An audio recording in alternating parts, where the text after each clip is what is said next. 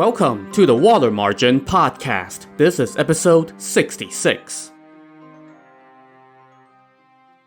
Last time, we met two new heroes, Yang Xiong and Shi Xiu. They had just become sworn brothers, and Yang Xiong invited Shi Xiu to live with him, his wife, and his father-in-law. Yang Xiong's father-in-law, Mr. Pan, then partnered with Shi Xiu to open a butcher shop behind the house. Things seemed to be going well, but then Shi Xiu came home one day from buying pigs and found the shop closed and all the equipment stored away.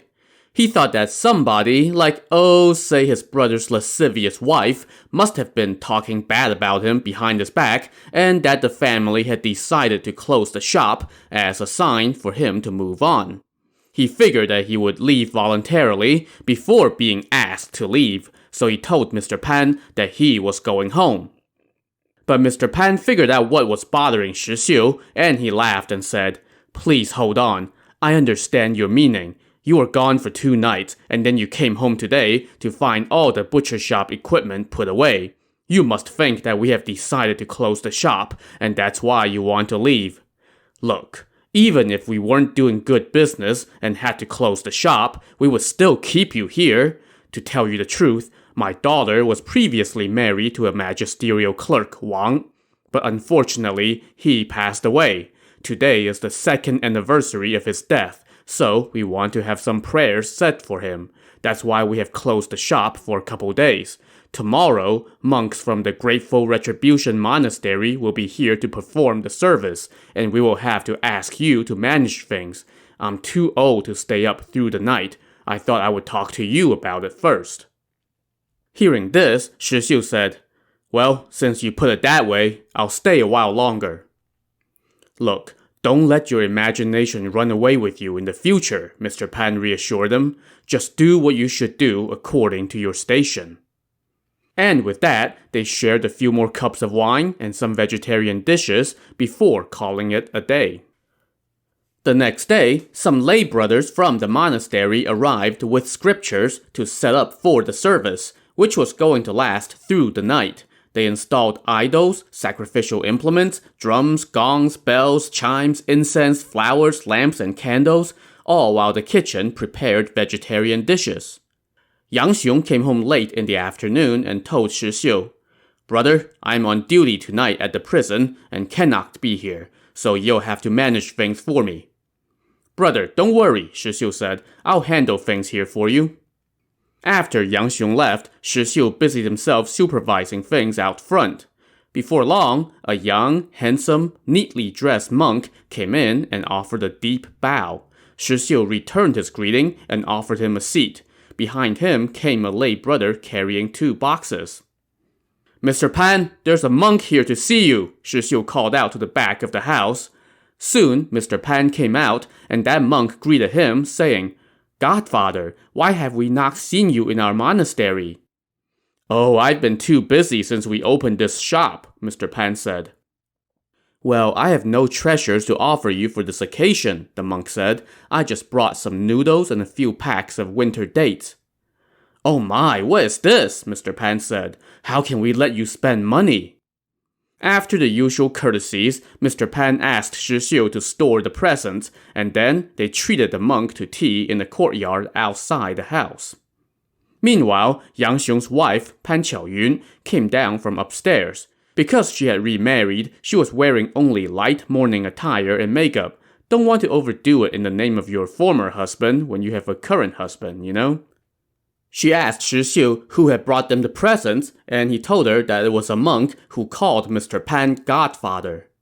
"Oh, that must be Pei Ruhai," she said with a smile. "He's a very honest monk. He was the son of a tailor before he became a monk at the Grateful Retribution Monastery. His superior at the monastery was my father's apprentice, so Pei Ruhai came to call my dad Godfather.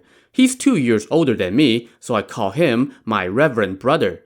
His monastic name is Master of the Sea. Listen to him recite scripture tonight. He's got a sweet voice." "Ah, I see," Shi Xiu said.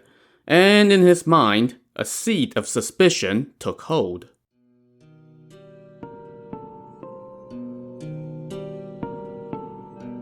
As Pan Qiaoyun hurried downstairs to greet the monk, Shi Xiu followed with his hands behind his back, and he peeked out from behind the door curtain.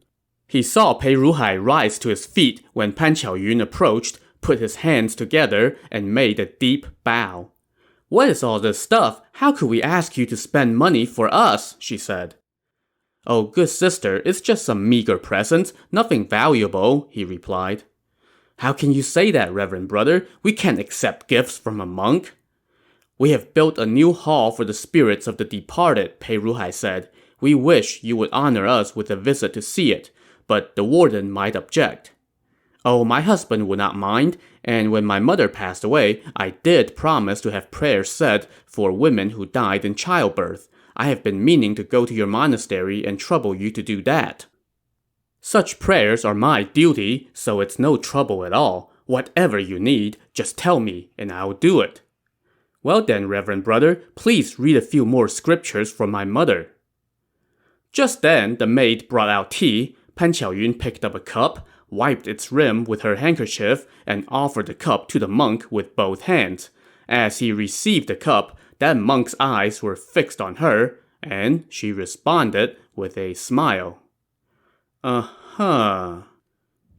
Watching this from behind the door curtain, Shi Xiu thought to himself, as the saying goes, believe not that in straightforwardness there's only honesty. Rather, beware that evil lurks behind the guise of virtue. That woman has teased me on a few occasions, but I just kept treating her like my own sister-in-law. Turns out she's not a good person. Well, you better hope I don't catch you. You think I won't act on Yang Xiong's behalf? Shi Xiu now lifted up the curtain and walked outside. Seeing him, the monk Pei Ruhai put down his teacup and invited him to sit down. Pan Qiaoyun chimed in and said, "This is my husband's new sworn brother." That made the monk wary, and he asked Shi Xiu for his name. Shi Xiu introduced himself, adding, "Because I love to meddle and intervene on behalf of others, people call me Daredevil. I am an oaf and do not know proper courtesies. I hope you don't mind." "Oh, not at all, not at all," Pei Ruhai replied. "I'll go bring the other monks here for the service now." As Pei Ruhai headed for the door, Pan Qiaoyun said, "Reverend Brother, come back soon." "I'll be back momentarily," he replied. After she saw the monk off, Pan Qiaoyun went back inside. Shi Xiu, meanwhile, just stood by the front door, looking at the ground, thinking.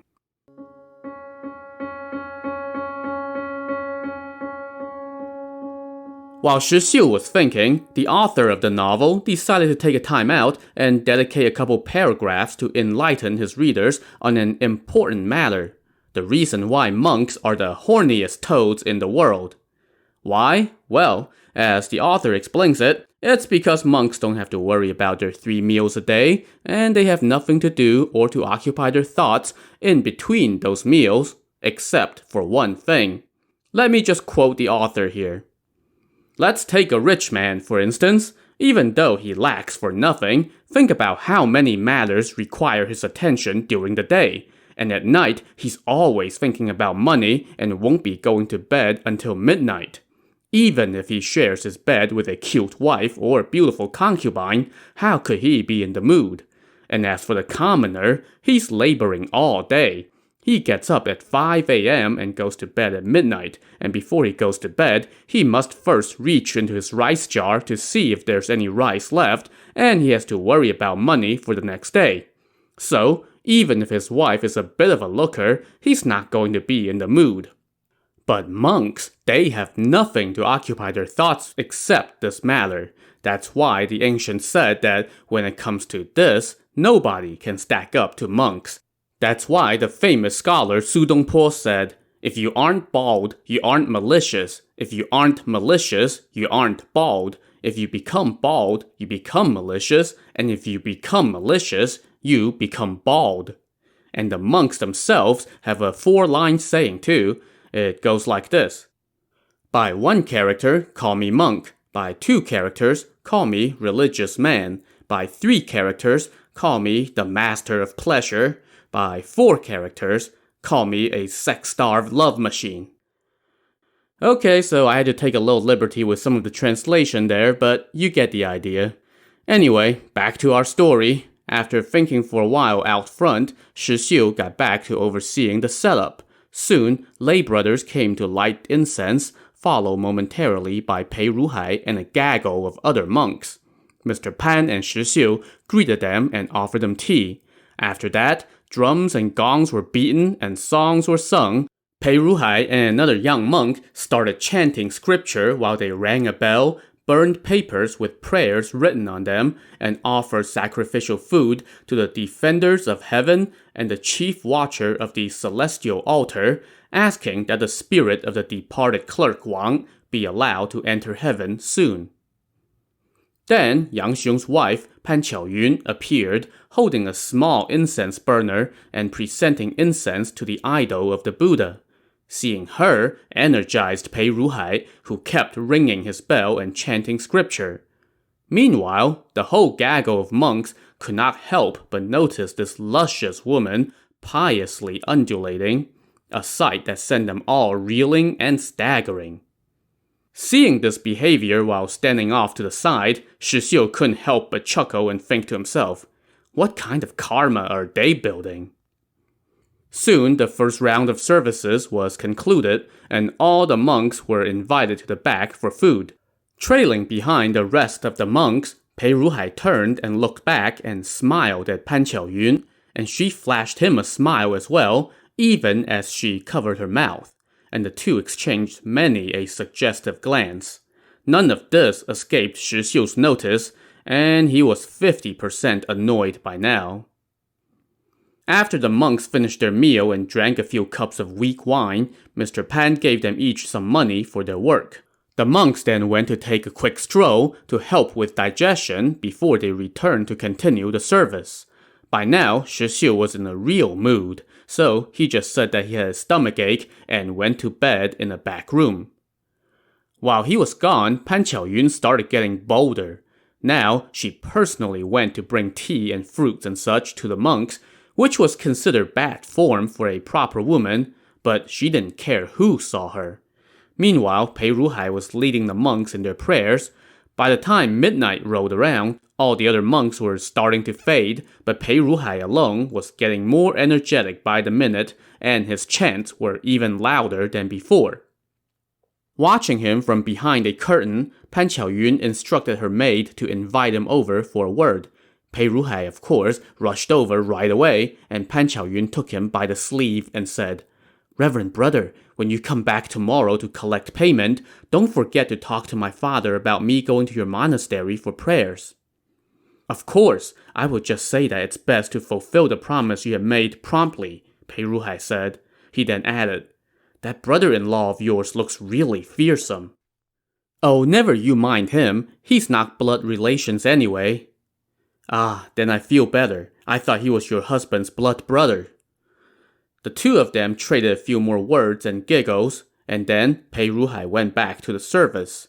Unbeknownst to them, though, Shi Xiu was lying in bed in the next room, and he heard everything. When 5 a.m. rolled around, the service finally concluded, the monks took their leave, and Pan Qiaoyun went upstairs to sleep. Back downstairs, lying in his bed, Shi Xiu was still wide awake with a frown on his face. My brother is such a hero. How did he end up with such a lascivious harlot? He thought to himself. After tossing and turning some more, he finally got up and went back to the butcher shop behind the house to get some sleep.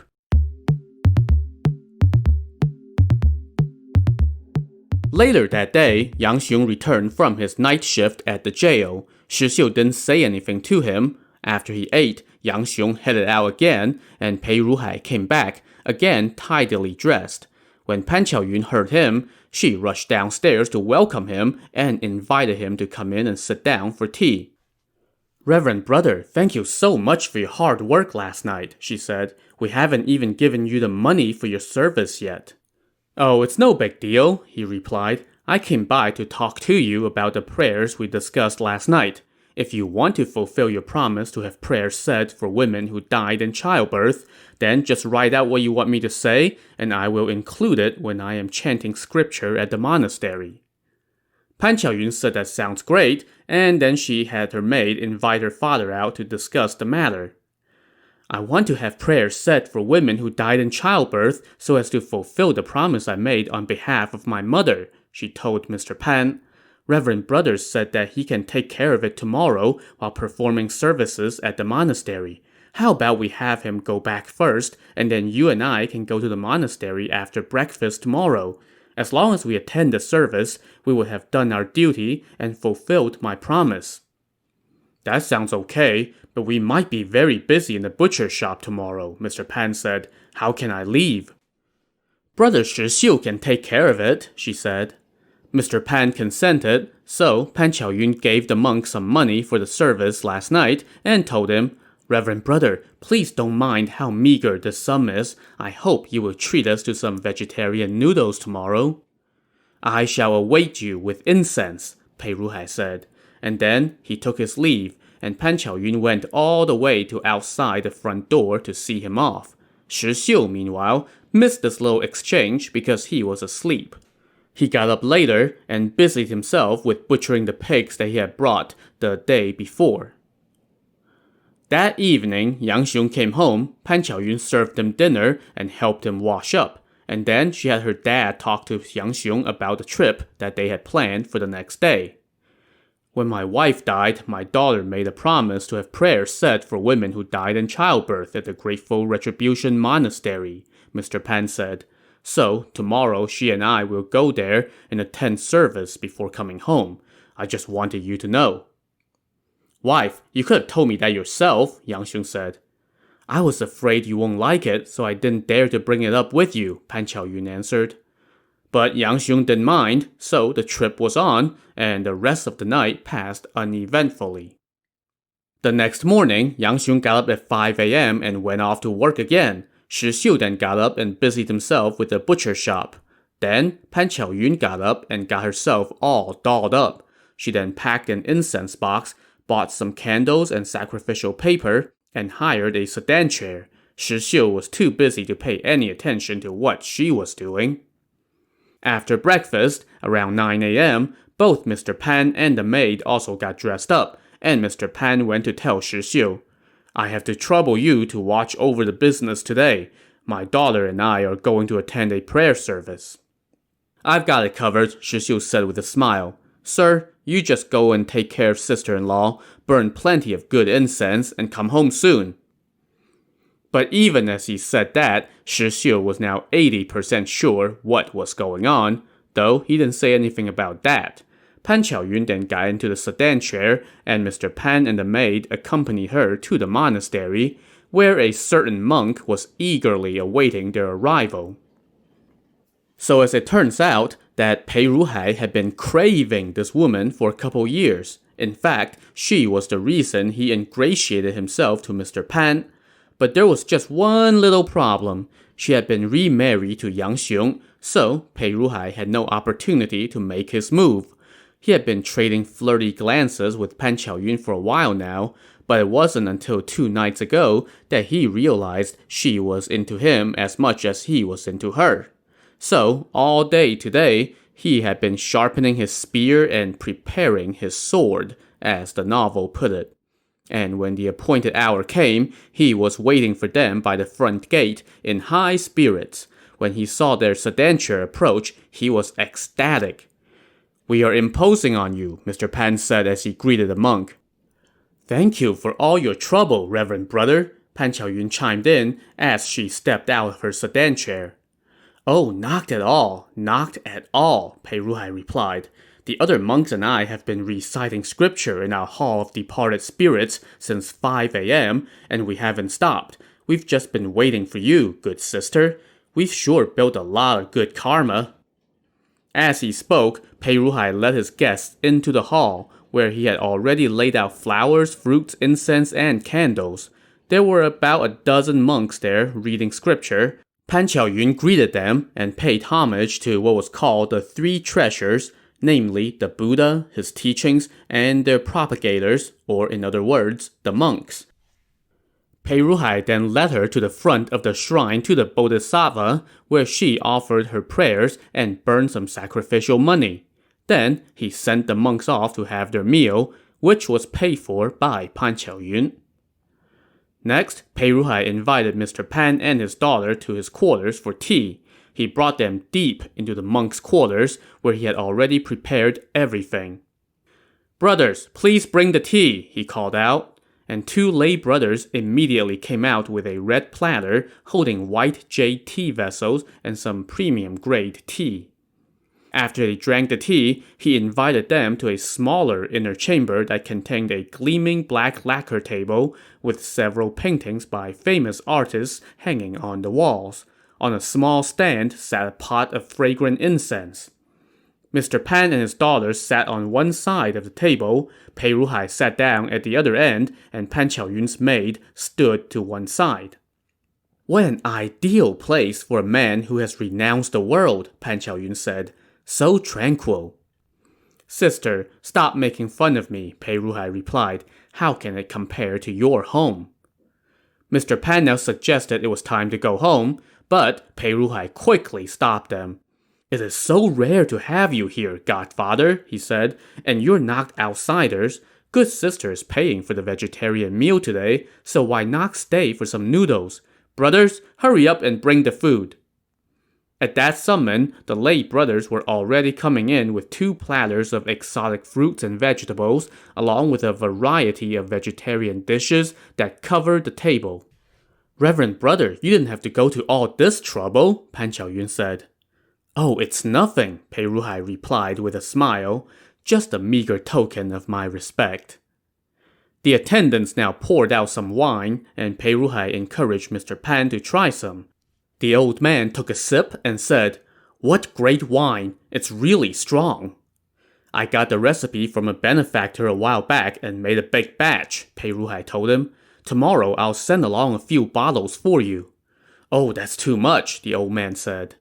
Pei Ruhai now turned to Pan Qiaoyun and told her, "I don't have anything nice to give you, sister, so please just have a cup or two." The attendants now took turns pouring wine for everyone, and even the maid had a few cups. Pan Qiaoyun said she's had enough, but Pei Ruhai would not hear of it and kept encouraging her to drink another cup. Mr. Pan then called in the 2 sedan chair carriers and gave them each a cup. "Godfather, don't worry about them," Pei Ruhai told him. "I have already taken care of everything. My attendants have set up a place for them outside with wine and food. You just rest easy and enjoy a few cups."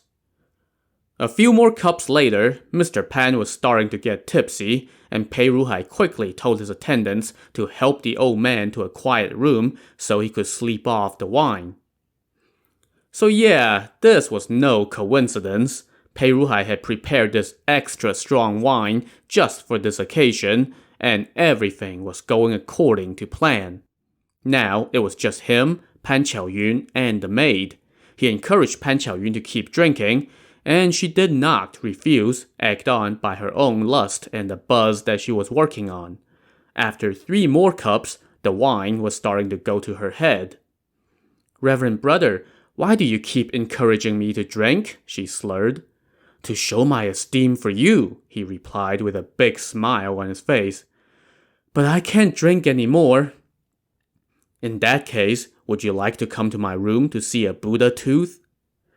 And this Buddha tooth that he's referring to is some fossilized bones that people at the time thought were teeth of the Buddha, so kind of like holy relics. "Yes, that's exactly what I want to see," Pan Qiaoyun told him.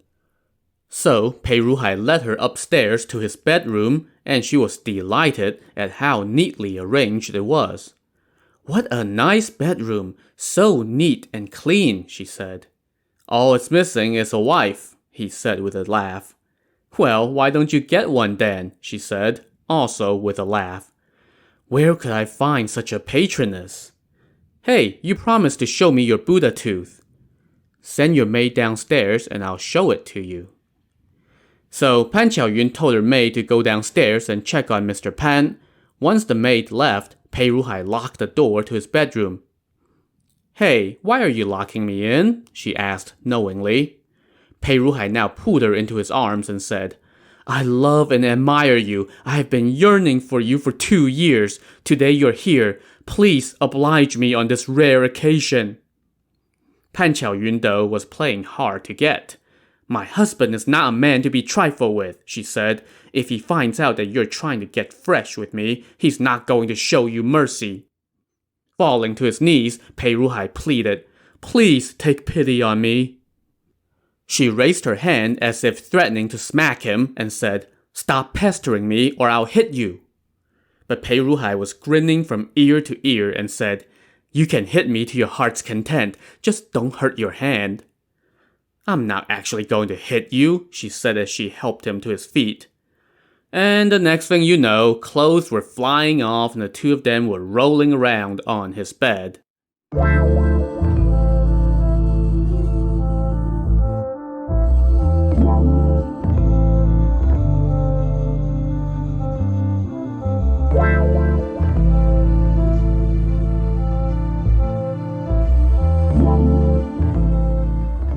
After the clouds had exhausted their rain, the two were lying in bed, making pillow talk.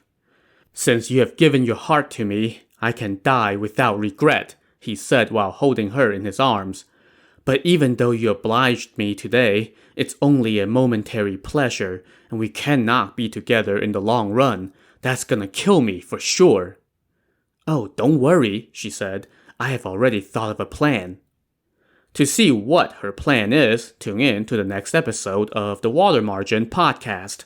Also, on the next episode, we find out what else would kill Pei Ruhai for sure. So, join us next time. Thanks for listening.